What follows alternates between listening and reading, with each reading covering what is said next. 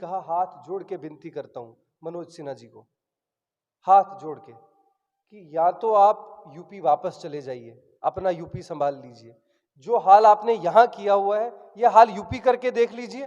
UP वाले डंडे मार के भगाएंगे मनोज सिन्हा जी को वहां से वापस, जो इन्होंने जम्मू कश्मीर का हाल कर दिया। केवल किरण रिजिजू जी को नहीं, भारतीय जनता पार्टी के पूरे नेतृत्व को यह वार्न करता हूं कि उनको स्वर्गीय पंडित जवाहरलाल नेहरू जी का नाम लेने से पहले 10 बार सोच समझ के नाम लेना चाहिए। क्योंकि आप मेरे माध्यम से एक मिसाल जरूर दे दीजिएगा, मैंने पहले भी दी थी, आज एक बार फिर दे देता हूं, कि दादाजी ने मकान बनाया, पिताजी ने उसके ऊपर एक और छत बनाया, अब पोता शौचालय बनाकर पूछ रहा है कि बाप दादा ने 70 साल में क्या किया।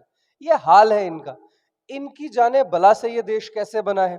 ये तो तब नागपुर में कच्चे लगा के लाठियां चलाते थे। जब इस देश हित में किया क्या मोदी जी ने? नवाज शरीफ के घर पे बिन बुलाए बिरयानी खाने चले गए, वो देश हित में था। चाइना के प्रेसिडेंट के साथ झूला झूलने चले गए, वो देश हित में था। केवल और केवल देश को भ्रमित करने का काम भारतीय जनता पार्टी का नेतृत्व, दुर्भाग्यपूर्ण इस देश के प्रधानमंत्री नरेंद्र दामोदर दास मोदी जी कर रहे हैं। रहा सवाल छाती ठोक के कहने का, इनको मोदी जी ने थाली पीटने के बाद अब छाती पिटवानी है। ये आज छाती पीट के ये नहीं कह रहे हैं कि हम अगली सरकार बनाएंगे, आप इनका इशारा समझिए। ये कह रहे हैं कि आने वाले समय में छाती पीट पीट के रोने वाले हैं भारतीय जनता पार्टी के नेता। आपने देखा कि 26 अक्टूबर को जो है वो विलय दिवस था और बीजेपी ने जो है उसे बड़ी धूमधाम से मनाया, और जब से जम्मू कश्मीर स्टेट से यूटी बना है, भाजपा जो है वो विलय दिवस को बड़ी धूमधाम से मनाती है। लेकिन यहाँ पर बात करते हैं, कानून मंत्री हैं किरण रिजिजू जी, उनका एक स्टेटमेंट आया है कि जो जम्मू कश्मीर को लेकर जो भारत में विलय हुआ था उसका जिम्मेदार जो है वो हमारे प्रधानमंत्री, यानी जो पूर्व प्रधानमंत्री रह चुके हैं और जो देश के पहले प्रधानमंत्री थे पंडित जवाहरलाल नेहरू, उन्हें ठहराया जा रहा है। उनका कहने का ये मतलब है कि जो भी ब्लंडर है वो सारा उन्हीं की वजह से हुआ है। तो बातचीत करने के लिए हमारे साथ डॉक्टर जानजेब सरवाल है, इनसे बात करते हैं, जो कांग्रेस के लीडर भी हैं और जम्मू कश्मीर से हैं। क्या कहना है इनका इस स्टेटमेंट पर? सर, क्या कहना है आपका स्टेटमेंट पर? जी देखिए, बिना फैक्ट्स, बिना तथ्य के बातें जो है भारतीय जनता पार्टी के नेता शुरू से लेकर अब तक करते आना उनका काम है। उसी अपनी ही कड़ी को आगे बढ़ाते हुए किरण रिजिजू जी ने बिना तथ्य जाने, बिना हिस्ट्री को पढ़े, नागपुर की पड़ी हुई हिस्ट्री के फैक्ट्स को, देश को भ्रमित करने का काम किरण रिजिजू जी ने किया। आपने इस इंटरव्यू की शुरुआत करते हुए कहा कि विलय दिवस को भारतीय जनता पार्टी ने धूमधाम के साथ मनाया, तो मैं आपको करेक्ट करना चाहूँगा। विलय दिवस को जम्मू कश्मीर का प्रत्येक नागरिक, इस देश का प्रत्येक नागरिक पूरे उत्साह से, गर्व से मनाता है। और अगर जम्मू कश्मीर का भारत के साथ विलय का किसी को क्रेडिट जाता है तो वो केवल और केवल स्वर्गीय पंडित जवाहरलाल नेहरू जी को जाता है, उनकी विजनरी लीडरशिप को जाता है, उनकी प्रो इंडिया, प्रो नेशनलिस्ट के साथ साथ नेशनल इंटरेस्ट वाली पॉलिटिक्स को जाता है। ये तो आज कल में आए हुए हिस्ट्री की किताबें बिना पढ़े हुए मंत्री जो हैं, ये आके तथ्यों को तरोड़ मरोड़ के पेश करते हैं, जिनको ये नहीं पता है कि आज जिस विश्व गुरु की बात हम पूरे देश में डंका बड़े फख्र से बजाते हैं, अगर उस विश्व गुरु भारत को बनाने का श्रेय किसी को जाता है तो वो कांग्रेस की विजनरी लीडरशिप को जाता है, स्वर्गीय पंडित जवाहरलाल नेहरू जी को जाता है, स्वर्गीय इंदिरा गांधी जी को जाता है, स्वर्गीय राजीव जी को जाता है। इन्होंने क्या किया? इनके 8 साल का कार्यकाल देख लीजिए, क्या किया। देश की इकॉनमी का हाल देख लीजिए, और फिर निर्मला सीतारमण जी का स्टेटमेंट भी देख लीजिए, घोटाले देख लीजिए, फिर इनके डिफेंस मिनिस्टर का स्टेटमेंट देख लीजिए, देश में गरीबी किस स्तर का हाल देख लीजिए, देश में भुखमरी का हाल देख लीजिए, कोरोना काल का हाल देख लीजिए, हेल्थ सेक्टर का हाल देख लीजिए। और जब देश के प्रधानमंत्री जी से सवाल करेंगे तो वो कहेंगे थाली बजाइए, ताली बजाइए, दिए जलाइए।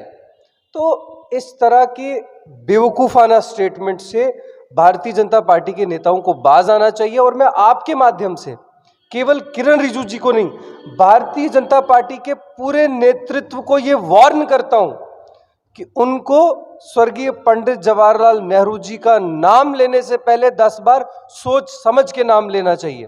क्योंकि देश का कोई भी नागरिक देश के प्रथम प्रधानमंत्री का अपमान बर्दाश्त नहीं करेगा। जिस तरह से आपने कहा कि कुछ लीडर जो है वो अभी अभी आए हैं, वो कहना शुरू करते हैं, लेकिन उनका कहने का ये मतलब है कि कांग्रेस ने कुछ नहीं किया, 70 साल सिर्फ राज किया है, देश को लूटा है, कुछ किया नहीं है। असल आज़ादी जो है वो यहाँ पर स्टेट से यूटी के बाद में मिली। जी देखिए, मैं इतने छोटे स्टेटमेंट पे, इतने बेवकूफ़ वाले स्टेटमेंट पे रिएक्ट करना ही पसंद नहीं करूंगा। अलबत्ता हाँ, उस नेता को आप मेरे माध्यम से एक मिसाल जरूर दे दीजिएगा। मैंने पहले भी दी थी, आज एक बार फिर दे देता हूं कि दादाजी ने मकान बनाया, पिताजी ने उसके ऊपर एक और छत बनाया, अब पोता शौचालय बनाकर पूछ रहा है कि बाप दादा ने 70 साल में क्या किया। ये हाल है इनका। इनकी जाने बला से ये देश कैसे बना है। ये तो तब नागपुर में कच्चे लगा के लाठियां चलाते थे जब इस देश में आईटी रिवॉल्यूशन आया। ये तो तब व्हाट्सएप यूनिवर्सिटी पढ़ रहे होते थे जब इस देश में आईआईएम और आईआईटीज बने। ये तो तब कहीं नागपुर की गलियों में रैली निकाल रहे होते थे जब इस देश में एम्स का सेटअप हुआ, जब इस देश में ग्रीन रेवोल्यूशन आया, जब इस देश में व्हाइट रेवोल्यूशन आया, जब इस देश में आईटी रेवोल्यूशन आया। इनकी जाने बला से ये तो 2014 के बाद से लेकर अब तक व्हाट्सएप झूठ वाली फैक्ट्री का ज्ञान पूरे देश में बांट के देश विरोधी काम कर रहे हैं। इसको आप चाहे इल्जाम माने या जो मर्जी कह ले, देश विरोधी काम कर रहे हैं। जैसे देश विरोधी कामों में कोई भी उनका एक काम गिनवा दे जो देश विरोधी हो, ताकि उन्हें भी पता चले, जो आपको देख रहे हैं उनके लीडर्स। देश की जनता को भ्रमित करना क्या देश विरोधी काम नहीं है? देश को भुखमरी की कगार पे लाना क्या देश विरोधी काम नहीं है? देश में गरीबी का स्तर इस कदर बढ़ा देना क्या देश विरोधी काम नहीं है? क्या देश विरोधी काम केवल स्टेटमेंट देना है? किसी पर इल्जाम लगाने से आप देश विरोधी या देश प्रेमी हो जाते हैं? इनका एक एक काम देश विरोधी है। देश हित में किया क्या मोदी जी ने? नवाज शरीफ के घर पे बिन बुलाए बिरयानी खाने चले गए, वो देश हित में था। चाइना के प्रेसिडेंट के साथ झूला झूलने चले गए, वो देश हित में था। केवल और केवल देश को भ्रमित करने का काम भारतीय जनता पार्टी का नेतृत्व, दुर्भाग्यपूर्ण इस देश के प्रधानमंत्री नरेंद्र दामोदर दास मोदी जी कर रहे हैं। चलिए, आपने कहा कि देश को भ्रमित करने का काम कर रहे हैं। अगर वो देश को भ्रमित कर रहे हैं, फिर जम्मू कश्मीर की बात पर आ जाते हैं। फिर कैसे उनके नेता जो है वो छाती ठोक के कह देते हैं कि इस बार भी सरकार हमारी होगी और हिंदू सीएम बनाएंगे? जी देखिए, पहली चीज तो ये कि कॉन्स्टिट्यूशनल पोस्ट को, कुर्सी को, इस कॉन्स्टिट्यूशनल पोस्ट को किसी धर्म के साथ जोड़ के धर्म और जाति के नाम की राजनीति करने से पहले भारतीय जनता पार्टी को शर्म आनी चाहिए कि हम हिंदू सीएम बनाएंगे, मुसलमान सीएम बनाएंगे, बौद्ध सीएम बनाएंगे, सिख सीएम बनाएंगे। इस देश ने डॉक्टर मनमोहन सिंह जी से काबिल तरीन प्रधानमंत्री नहीं देखा। क्या आपने कभी किसी कांग्रेस के नेता के मुंह से सुना हमने सरदार प्रधानमंत्री बनाया था? कभी नहीं। प्रधानमंत्री किसी धर्म का प्रधानमंत्री नहीं होता, प्रधानमंत्री किसी पार्टी का प्रधानमंत्री नहीं होता, मुख्यमंत्री किसी पार्टी का मुख्यमंत्री नहीं होता, मुख्यमंत्री किसी धर्म का मुख्यमंत्री नहीं होता। जम्मू कश्मीर का मुख्यमंत्री पूरे जम्मू कश्मीर के एक एक नागरिक का मुख्यमंत्री है, चाहे वो हिंदू मुख्यमंत्री हो, मुसलमान मुख्यमंत्री हो, सिख हो, जैन हो, बौद्ध हो, ईसाई हो, कोई भी मुख्यमंत्री बने, वो जम्मू कश्मीर के प्रत्येक नागरिक का मुख्यमंत्री बनेगा। रहा सवाल छाती ठोक के कहने का, इनको मोदी जी ने थाली पीटने के बाद अब छाती पिटवानी है। ये आज छाती पीट के ये नहीं कह रहे हैं कि हम अगली सरकार बनाएंगे, आप इनका इशारा समझिए। ये कह रहे हैं कि आने वाले समय में छाती पीट पीट के रोने वाले हैं भारतीय जनता पार्टी के नेता कि जो ब्लंडर इनसे इनका नेशनल सेटअप करवा रहा है, जो ब्लंडर इनसे इनका राष्ट्रीय नेता, क्योंकि जम्मू कश्मीर का जो बीजेपी का यूनिट है, इन बेचारों की अपनी कोई वैल्यू नहीं है। ये थक जाते हैं लिख लिख के कि मत करिए, ऐसा मत करिए, वैसा मत करिए, कोई पूछने वाला ही नहीं है। वो देख लीजिए ना इनके स्टेट प्रेसिडेंट, कमेंट करना ही पसंद नहीं करूंगा मैं, ऊट पटांग बयान, इधर की उधर जोड़ देते हैं, उधर की इधर जोड़ देते हैं, उनको मालूम ही नहीं है जम्मू कश्मीर के बारे में कुछ। तो ऐसे लोगों से आप क्या एक्सपेक्ट करेंगे? रहा सवाल कि जम्मू कश्मीर बदल रहा है जो ये कहते हैं, मैं आज फख्र के साथ कहता हूं कि माननीय डॉक्टर मनमोहन सिंह जी की सरकार ने कश्मीरी पंडितों को वापस ले जाने का काम शुरू किया। पीएम रिलीफ पैकेज के तहत हमने उनको असल घर बसाने का काम शुरू किया था, और आज जब इनके कंधों पर जिम्मेवारी आई तो लाठियां चलाई गई कश्मीरी पंडितों पे, कैंप्स में बंद करके रखा गया। कश्मीरी पंडितों को ये ज्ञान देते हैं हिंदूवादी होने का, हिंदू रक्षा करने का, जितना जुल्म इनके दौर में, मैं एज माइनॉरिटी एज मुसलमान होकर अपने हिंदू भाइयों का दर्द समझ रहा हूं, केवल कांग्रेस नेता होते हुए ये बात नहीं कर रहा हूं। जब कश्मीर में मेरी आंखों के सामने मैंने पलायन नहीं देखा, मैंने वो पलायन नहीं देखा, पर आज जब ये पलायन भारतीय जनता पार्टी के दौर में देख रहा हूं और देख रहा हूं कि किस तरह से लाठियां बरसाई गई कश्मीरी पंडितों के ऊपर, तो दर्द होता है, दुख होता है कि रैलियों में तो प्रधानमंत्री जी बहुत बड़े बड़े दावे ठोकते हैं, गृह मंत्री जी बहुत बड़े बड़े दावे करते हैं, और यहां कश्मीरी पंडितों पर लाठियां। और जब उन्होंने अपना हक मांगा तो एक ऑर्डर निकाल के कश्मीरी पंडितों को डराया गया, धमकाया गया। यह हाल है भारतीय जनता पार्टी का। आज ऐसा कौन सा वर्ग है जम्मू कश्मीर का जो प्रदर्शन नहीं कर रहा है? स्टूडेंट्स प्रदर्शन कर रहे हैं, बिजनेसमैन प्रदर्शन कर रहे हैं, कश्मीरी पंडित प्रदर्शन कर रहे हैं, ओबीसी वाले प्रदर्शन कर रहे हैं, एसटीयू वाले इशू को लेके और 2 समुदाय प्रदर्शन कर रहे हैं, फ्रूट वाले प्रदर्शन कर रहे हैं, ट्रक ड्राइवर प्रदर्शन कर रहे हैं। कहां सामान्य स्थिति है? ऐसा कौन सा वर्ग है जो प्रदर्शन नहीं कर रहा है? अगर प्रदर्शन करने को आप सामान्य स्थिति कहती है तो यह सामान्य स्थिति भारतीय जनता पार्टी को मुबारक हो, हमें वही स्थिति वापस दे दीजिए जो तब थी।